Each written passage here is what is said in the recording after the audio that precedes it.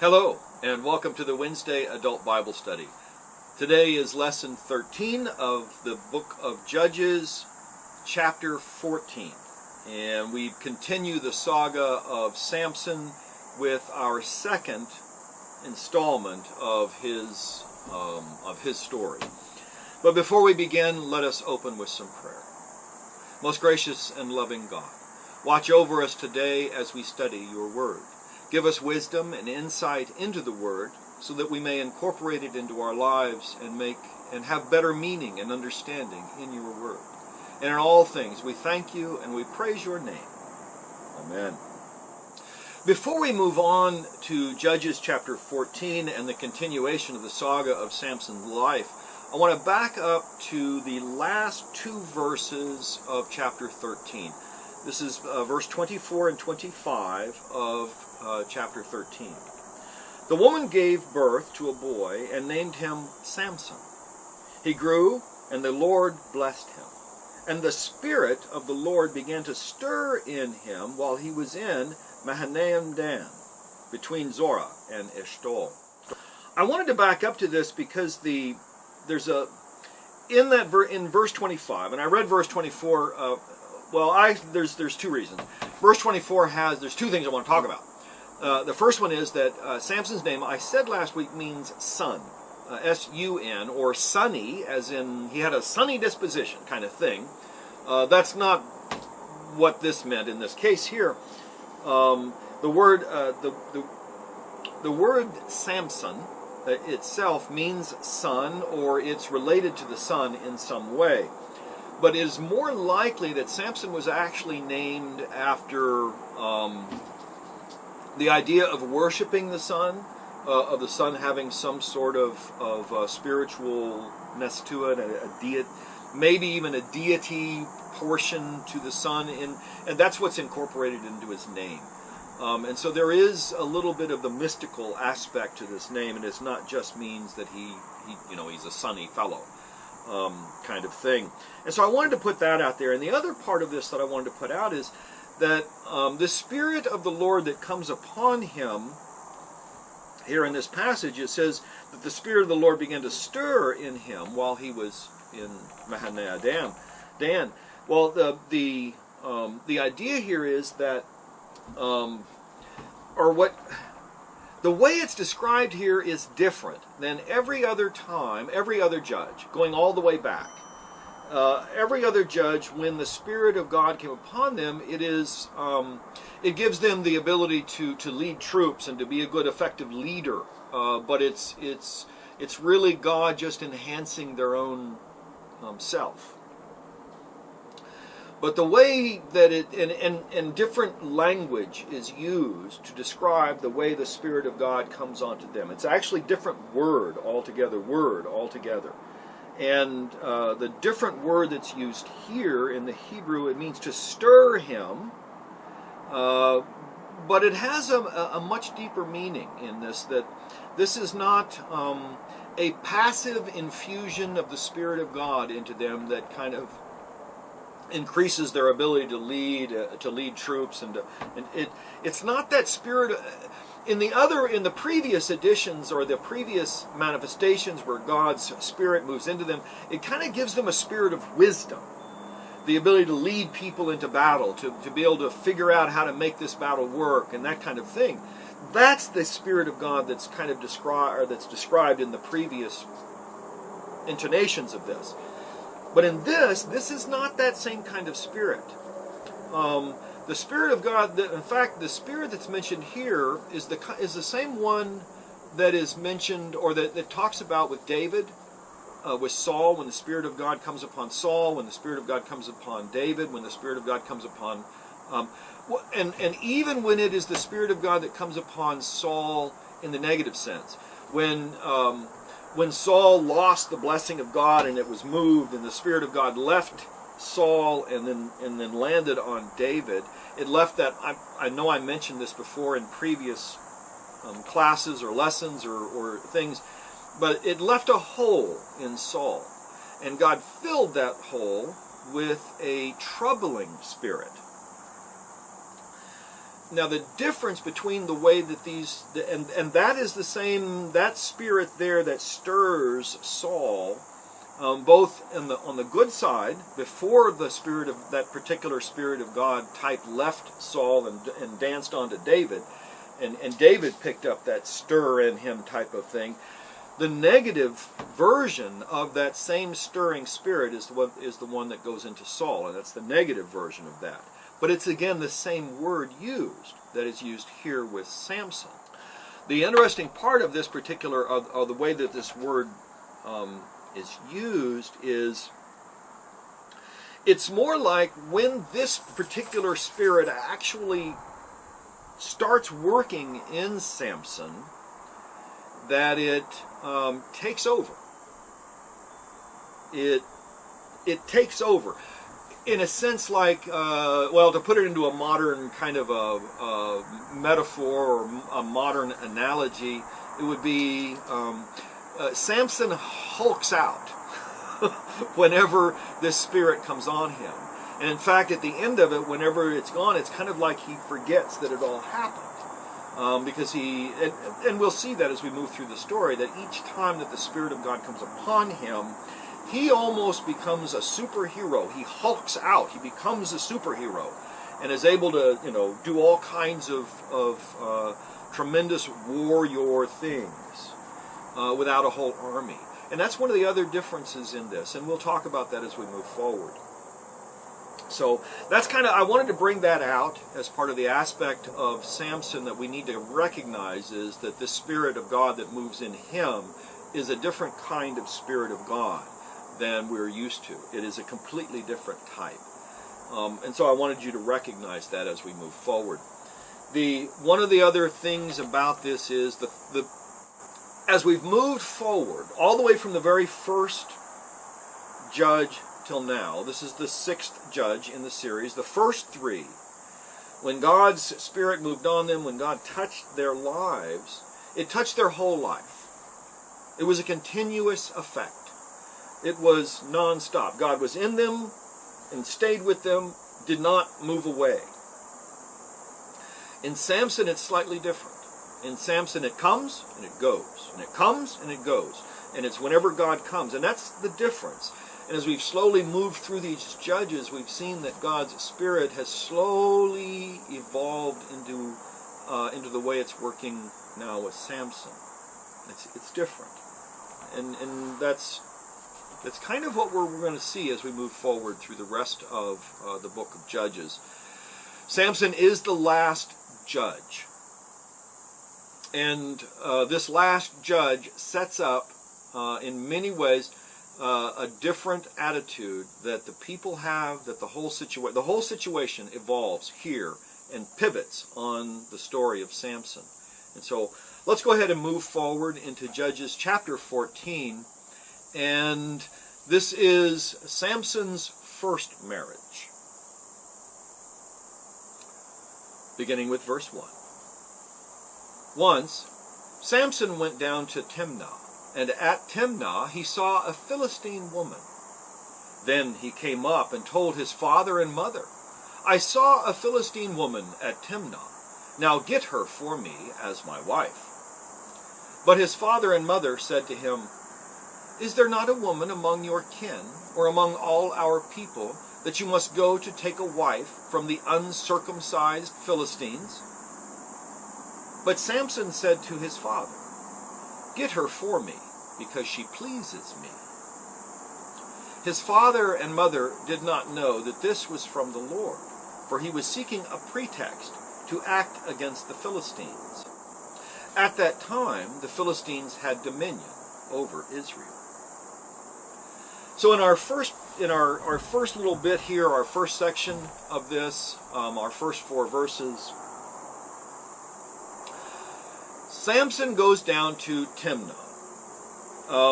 Timnah is a Philistine town.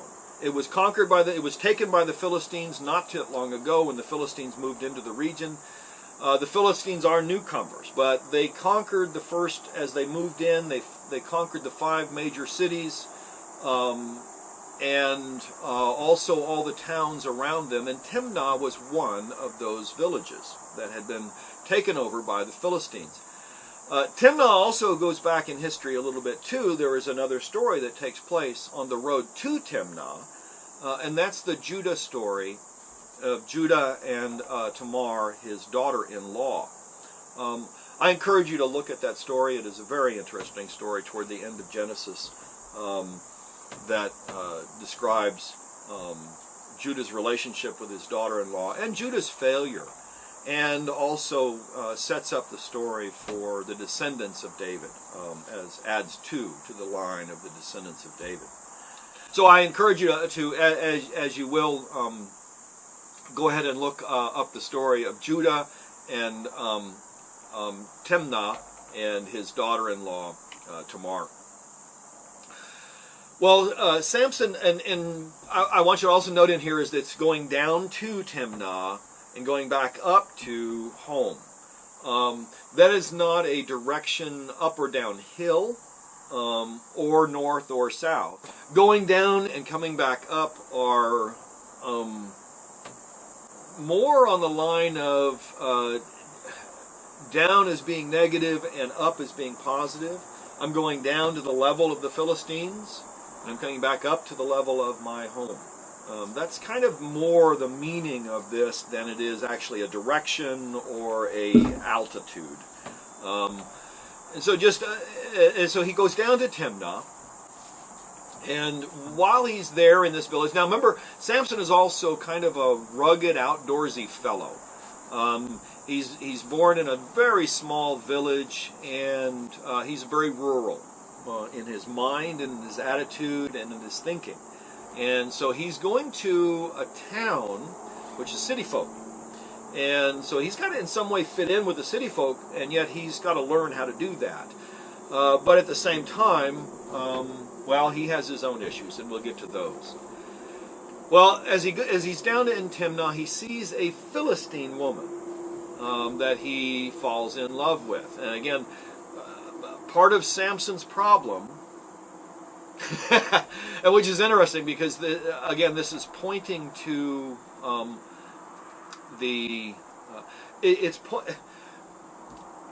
this whole story, this whole life of Samson, everything, the male-female relationships in this are very dynamic. If we go back again to chapter 13, the birth of Samson, the angel keeps appearing to the wife, who is unnamed, but she has the wisdom immediately to recognize that this is an angel of God. She goes and tells her husband, who of course does not believe her because she's a woman. She's the unnamed wife of Manoah, and of course he doesn't believe her and demands in some ways proof. And doesn't believe what she says, doesn't believe what she saw, doesn't believe anything about this whole story. And so he demands again that the angel appear to him. Well, the angel does reappear, but again, it does not appear to him, it appears to her. And she then goes and tells her husband that the man is back, and the angel does not come to him, he goes to the angel. So he's arrogant, he's dismissive of his wife, on all of that. That's the dynamic of the male-female relationship in that marriage. That's Samson's parents. Well, the rest of the women that he meets, and he meets 3 women, and all 3 women are progressively less honorable, let's put it that way. They're progressively less honorable in their profession or in their lifestyle. If we were to put a judgment on their lifestyle, it would have been, in biblical senses, each one is a step down in the social order. And so that, again, that's the dynamic of male-female relationships in the Samson story. And again, it is always of interest to me is that it is the females of the story that actually drive the story, not the males in the story. The male of the story is pretty much reacting to what happens in the female line of the story, or the female portion of the story. It's just, that's the dynamics of a lot of these stories. And so I just, again, pointing that out. So he comes to his father and his mother, and he says to them, I saw a Philistine woman at Timnah. Now get her for me as my wife. Again, so that's what he's actually doing is he's saying to them, I want this woman, and so go make, so we need to go and make the negotiations for the bride. We need to go and make the negotiations for that, because it's a negotiation that happens between the fathers. When it's the daughter, this is a negotiation between the two fathers about how this was going to happen. Well, his father and mother, again, his mother recognizes God's presence, recognizes God immediately in the story, and her husband is a little more dense about that sort of thing. But they both said, well, so that means that at least the wife, the mother of Samson, knows about God and knows what is expected of Samson. Remember, he's Nazarite. He is dedicated to God, whether he knows it or not, whether he believes it or not, whether he accepts that or not. He has been given to God as a Nazarite. So they tell, among all of the women here in our village, all of the women in our kin that you know here, part of the Danite tribe, all of these women, none of them suit you. Among all of our people, you can't find one that you've got to go down and take one of these uncircumcised Philistine women. Here is another little aspect. Now, in the New Testament, uncircumcised means anybody that is not a Jew is uncircumcised. Gentile is another way of saying those that are uncircumcised in some ways. But in the Old Testament, and this is a truth, in all of the Old Testament, the only people that are stated to be the uncircumcised are the Philistines. All the others, none of the others are listed or called the uncircumcised. The only time that that word is ever used in reference to a people, it's the Philistines. And so that's another little note here, that the Philistines were recognized as being an uncircumcised people. A lot of the tribes of the Canaanites, those that Israel is, that the Israelite, the sons of Jacob are trying to displace, a lot of those, the Canaanite tribes, were circumcised. It was part of the Middle Eastern life there in that region of the world. It was part of the normal thing. And so it is just kind of interesting is that if you look through Scripture, all through the Old Testament, the only people that are ever listed as being the uncircumcised, it's the Philistines. So Samson's mother and father, they're trying to persuade him to not go down and get a woman out of the Philistines, instead to find one among their own people. And his response is that, get her for me because she pleases me. Now, again, this is the first time that we see this phrase. And the phrase really is, she is pleasing to my eye.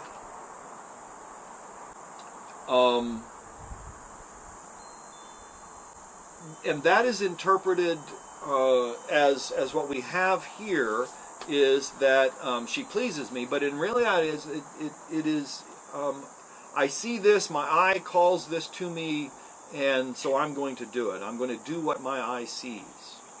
And that is a beginning of the rest of Judges is based on everyone doing what they saw in their eyes was good. In their own eyes. In their own eyes. Instead of looking at what did God call, what does God see in this, and what does God want for me, it's instead the leadership and the people of Israel at the time were switching to what was my eye. What did my eye see that I liked, and I'm going to take that, I'm going to get that, I'm going to use that. That's what it is. And so it is what I see that is important. And this is the beginning of that. This is the first time that we've heard this phrase. But we will not, this is not the last time. It becomes the theme of the rest of Judges. So we need to recognize that right now, right here, that that's what this is about. Well, we also see here now that Samson and his parents and all of this are just a tool that God is using to stir up trouble between the Philistines and the Israelites, to begin the process of taking the yoke off of Israel again, even though Israel has not asked for the yoke to be removed. It seems like, as we look at the story, that they've kind of settled into being the subservient to the Philistines in this part of Israel. That the Danites in this region, or the Danites and the people that live in this region have just kind of given themselves over to be subject to the Philistines under their yoke.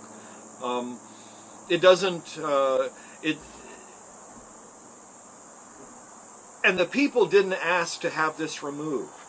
And that's an interesting little aspect of this.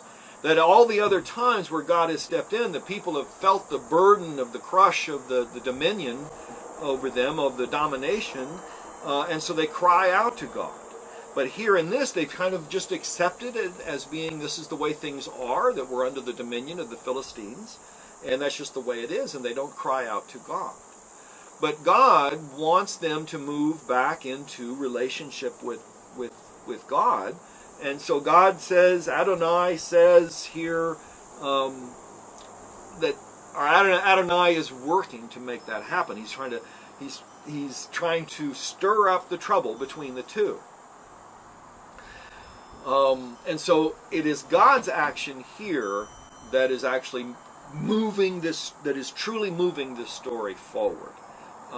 God is deciding that this is going to happen instead of the people asking. God is just going to do it. This begins the process of moving us toward king. And again, Samson acts like a king without all of, well, no, he actually is, I take that back. I want to back up that. Samson actually acts in the sense of only his own self-interest. He is the judge, as we'll see in a little bit. He's actually named that, but he is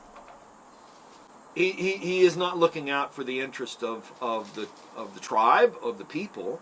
He's only looking out over his own self-interest.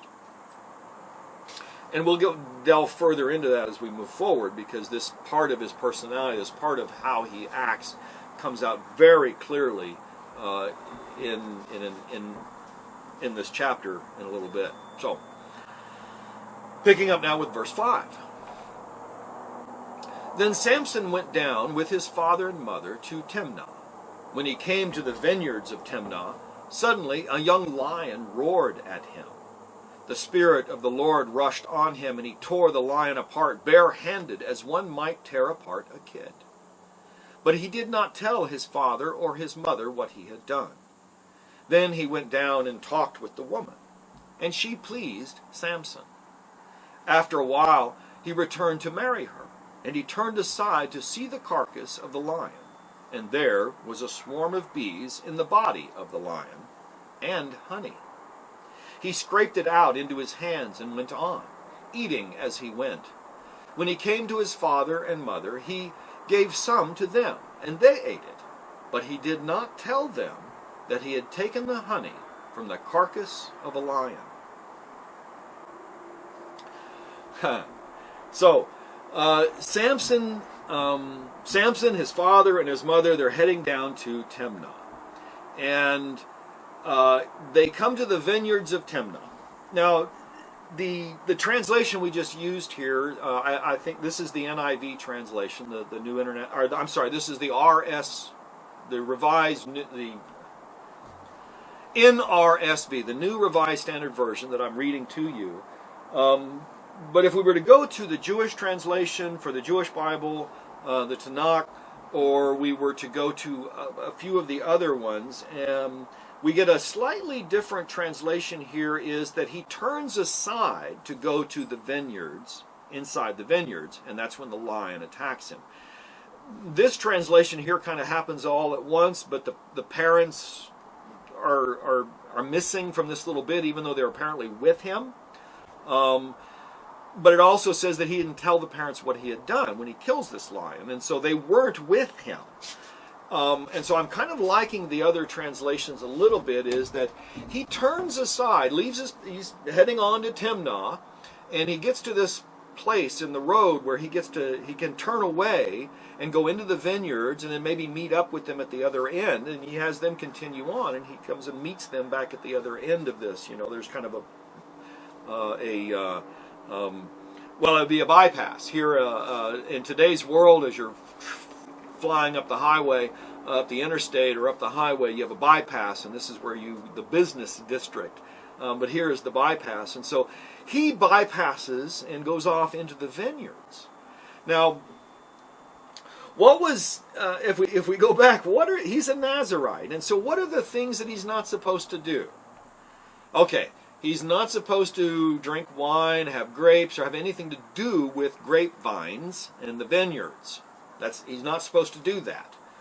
He's not supposed to touch dead things, because then he becomes unclean. He's never to touch something dead, because then he becomes unclean and he breaks his vows. So those are two of the things that he is supposed to pay attention to in his life. Well, as he's traveling to Timnah, as he comes by the vineyards, he takes a little detour. Is he looking for grapes? Maybe he's hungry. Maybe he's looking for something to nibble on his way there. He does seem to need to have a lot of energy built up. And so here he turns off to go into the vineyards. Why? Is he breaking his vow? I think he intended to. In fact, all through the rest of the life of Samson, we never once see him trying to pay attention to the vows that he is supposed to take, or supposed to be living into. Not touching anything from the vine, no strong drink, no touching of something dead, no eating of unclean things, no cutting of his hair. These are all things that he is not supposed to do. And so, as we move forward, we see he pays no attention to any of these. Well, he's attacked by this lion, and here we see the Spirit of the Lord rushed on him. And again, here is that point where we see that all of a sudden he turns into the Hulk. All of a sudden he turns into that superhero character. All of a sudden he's transformed into something new, something powerful and deadly and dangerous. And that is the Spirit of the Lord rushing on him. Okay, he's the Hulk of a fellow. I mean, he's a big guy, He's, he's just a big guy. And but on top of that, every time the Spirit of God moves him, he becomes superhero-like. We see that each time. So the Spirit of the Lord rushes in him, and he tears that lion apart barehanded, as if he was tearing apart a baby goat, a young goat. So he does that, and he leaves the carcass there on the side of the road by the vineyards, and he goes back to his parents, and he doesn't tell them what had happened.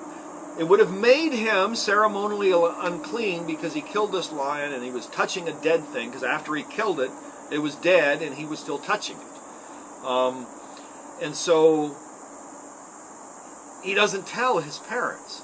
Of course, he doesn't tell his parents why he was headed out into the vineyard in the first place either. So we have that.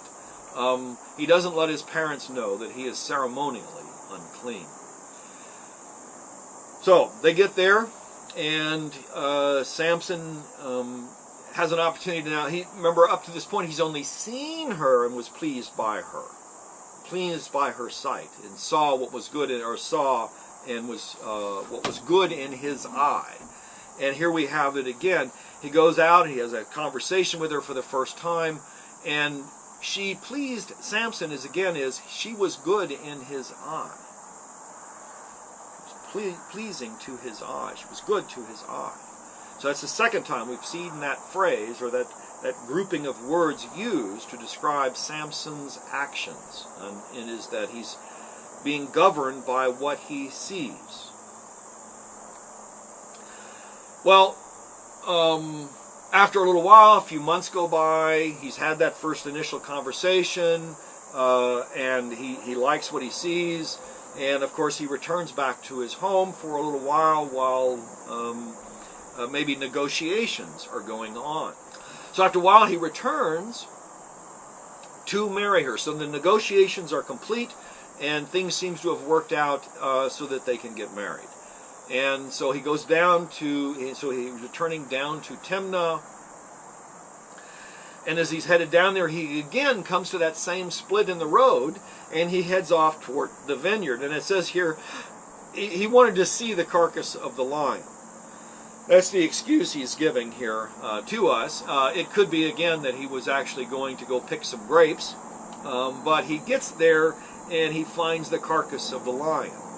And in the carcass of the lion, there is a honey or a beehive that has developed, that has grown there, that the bees have built, and there's honey. And so he goes up to it, and again, being a superhero, the bees don't seem to bother him too much. He goes in and he scrapes some of the honey out into his hands, and he travels on eating as he went. And again, he's building up his energy. Remember that Samson takes a lot of energy here, a lot of eating. And so he takes some honey to keep his energy going, and he gets to his parents and he gives them some. But again, he does not tell them that he had taken it from the carcass of a lion. And again, now he has gone into the vineyard. He's not supposed to be anywhere near this. He's touched the carcass of a dead thing, and he's now eaten food that was taken from a dead thing. So he has violated his vows a couple of times here, several times here. And again, he doesn't tell his parents that he is now ceremonially unclean. And it's probably because he really doesn't care. We can see that he is not a person who cares too much about what God is thinking. In fact, it doesn't sound like God is in his mind at all, ever. At least up to this point. Maybe that'll change as he moves forward. We'll find out. Picking up now with verse 10. His father went down to the woman, and Samson made a feast there, as young men were accustomed to do. When the people saw him, they brought 30 companions to be with him. Samson said to them, "Let me now put a riddle to you. If you can explain it to me within the 7 days of the feast and find it out, then I will give you 30 linen garments and 30 festal garments. But if you cannot explain it to me, then you shall give me 30 linen garments and 30 festal garments." So they said to him, "Ask your riddle. Let us hear it." He said to them, "Out of the eater came something to eat. Out of the strong came something sweet." So, his father goes down to the woman. Now here's part of the negotiations here. And apparently the negotiations again went very well, and the wedding is on. As is custom, the wedding feast, and again the word feast here, it says, and Samson made a feast there. The word feast, in the Hebrew, in this Aramaic, in the language of the time, actually meant a drinking party. It was a drinking. So the feast was not necessarily just food. It was actually drinking. And drinking was a major portion of this festival, this feast. So again, we know that Samson is violating his vows, or the vows that were made for him. And there is a distinction there, is that he did not make these vows himself. The vows were made for him by his parents. Or at least by his mother. And so, because she had to live into those vows first. So that's just kind of he's not living into the vows. Well, when the Philistines that live in Timnah see Samson, and this is hinted at in the language, is that they bring 30 companions to be with him. The language in this really hints more toward, hints at that not only were there these were the groom's party, the groomsmen of the wedding, but they were also in some ways watching Samson, because he is a big scary fellow. They see him, they realize he's a big scary fellow, and so they put some guards. They put 30 men on him to watch over him. But it is also custom, because well, there are two different customs at play here. The first custom is the Hebrew custom was that they would all go to the husband's household, the future husband's household, and there is where this festival, this feast would take place. It is a Philistine custom the other way around, that this party, this feast is held at the father of the bride's house. And so they're following the Philistine custom of it being this festival party, this feast is taking place at the father of the bride's house, and so they're following the Philistine custom. And so, as the young men were accustomed, as those 30 young men were accustomed to do, that is where the party is being happening. And he is given again 30 companions. He's given 30 companions because he doesn't have his own. He didn't bring his own wedding party. And so the village provides him with the men to celebrate the bachelor party, the 7-day feast of the wedding here, which is kind of is mostly a bachelor party for 7 days, in a lot of ways, and so they provide him with that. But they're serving a dual function. They're both guarding him and acting as his best men, as his wedding, the groomsmen for his wedding. In modern language, that's what they would be. Well, part of the custom too is part of the games that were played. Just like us, we play games when we have parties. Sometimes you'll break out the charades or the Scrabble or some other game. They did the same kind of thing. They had games at their parties, and one of their favorite games, and again, a lot of their customs, a lot of their stuff is based in language, and so this is. One of the games they play is a game of riddles, where they will give out a riddle, and it's up to the people competing to guess what the riddle means. And part of the custom of also is wagering on this. So they're fitting into the custom of the time is that they're playing a party game, which is the riddle game. And also, it is wagering involved. There's more to this particular wagering than in other circumstance. In this one here, it is very much turned into, what it will eventually turn into is a political game, or a game played against two peoples instead of just the contestants. It actually becomes a national issue, but we'll get to that as we move forward, and we'll see it. And so he makes the wager, and the wager is that if you can guess the answer to my riddle within the 7-day part of this festival, before the end of the festival. Now this is probably the first day. He's giving them 7 days to find the answer to this, which is, normally the game is played with you have to come up with an answer pretty quickly. But he feels so confident, because this whole riddle is based on a personal event that they wouldn't be able to guess the answer or figure out the answer. So he feels pretty confident.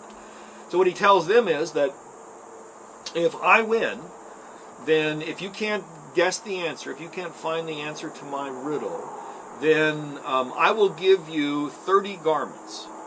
That's undergarment and outer garment. The linen is the undergarment, and the outer garment is the festal garment, is the outer garment. And so what he's telling them is, I will bring you 30 pairs of underwear and 30 suits over the top, party suits, party clothes over the top, if you can explain the riddle to me. And if you can't answer it, then you each will bring me one garment. And so I will get 30, or I will give you 30. Now, he's definitely making a wager that is expensive toward him and a lot less expensive to them. Because then only each one of them would have to come up with one garment, where he needs to come up with 30. And so he's really, the odds are, the wager is massive on his part. So they agree. Ask your riddle. Let's hear it. And so he throws the riddle out. Out of the eater comes something to eat. Out of the strong comes something sweet. Now we know, of course, what this is that something that out of the eater, the lion, came the honey, and out of, again, the lion comes something sweet, comes the honey. And so it is interesting, though, too, is that later, and again, the answer to the riddle. There have been books and books and books written about this riddle right here, this little riddle. Because there are lots of different answers to this, especially if you continue and you finish the story, and you look back at this riddle, then knowing the whole story, you can throw lots of different answers up here. One of them could have been that power, that strength was overcome by love, which is something sweet. And so again, there's different answers to this. But of course, we have the answer that the Philistines give. And we'll get to that. So, out of the eater came something to eat. Out of the strong came something sweet. But for 3 days, they could not explain the riddle. So 3 days elapsed, and they couldn't figure this out. Picking up now with verse 15. On the 4th day, they said to Samson's wife, "Coax your husband to explain the riddle to us, or we will burn you and your father's house with fire. Have you invited us here to impoverish us?"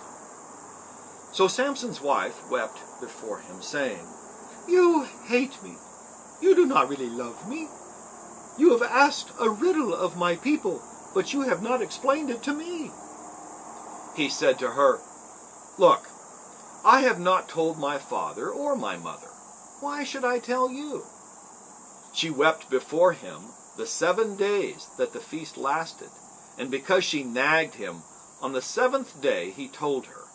Then she explained the riddle to her people. The men of the town said to him on the 7th day, before the sun went down, "What is sweeter than honey? What is stronger than a lion?" And he said to them, "If you had not plowed with my heifer, you would not have found out my riddle." Then the Spirit of the Lord rushed on him, and he went down to Ashkelon. He killed 30 men of the town, took their spoil, and gave the festal garments to those who had explained the riddle. In hot anger, he went back to his father's house, and Samson's wife was given to his companion, who had been his best man. So, 4 days go by, and they cannot figure this out.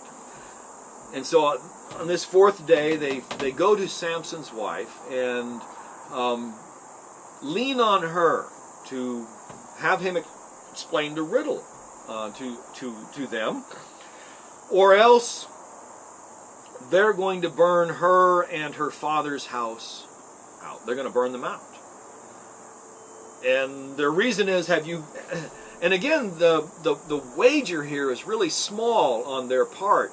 Underwear and a suit of clothing is what the wager is, and yet have you invited us here to impoverish us?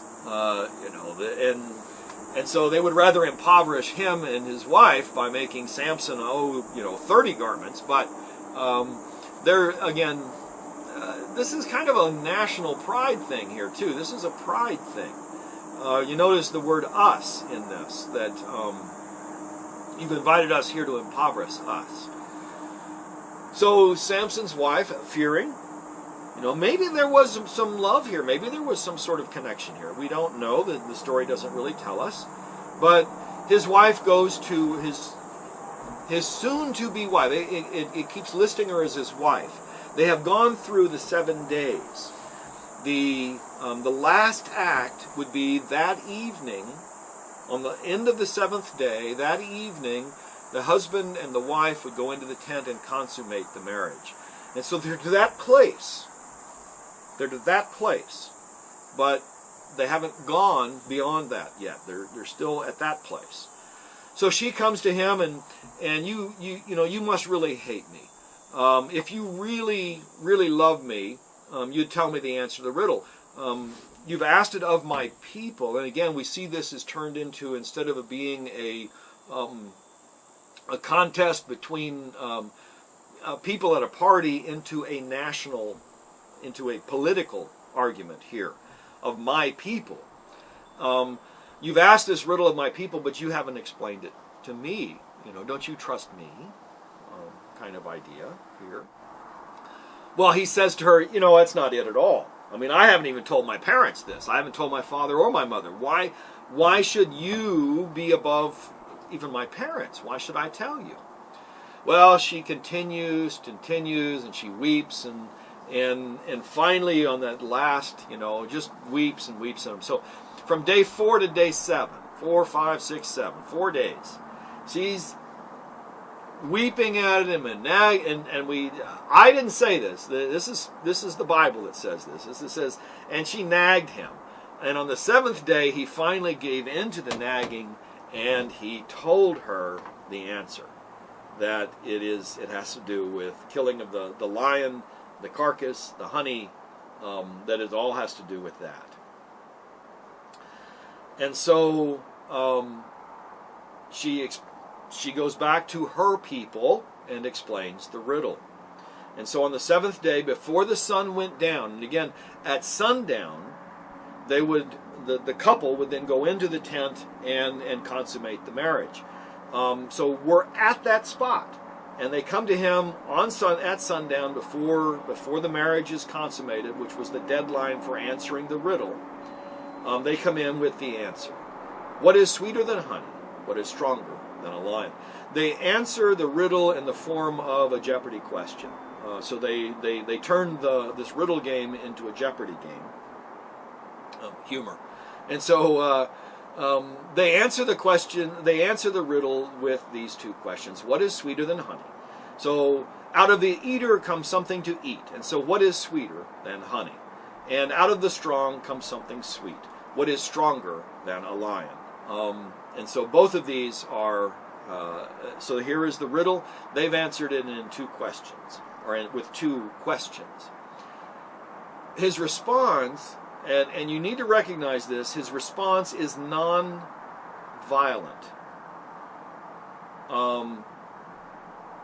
It is actually a riddle in its own form. Hold on. Let's see. Apologize, I got interrupted. My Uncle John called me, and whenever Uncle John calls, I need to talk to him. Picking up here, he responds to them giving an answer to his riddle with, and again, this is not a hostile response. In fact, it is a riddle in itself. If you had not plowed with my heifer, you would have not found out my riddle. It is, well, I don't know if it's so much of a riddle as so much as a statement that says that basically you cheated, and that's how you found out my riddle. But it's couched in language that is not hostile.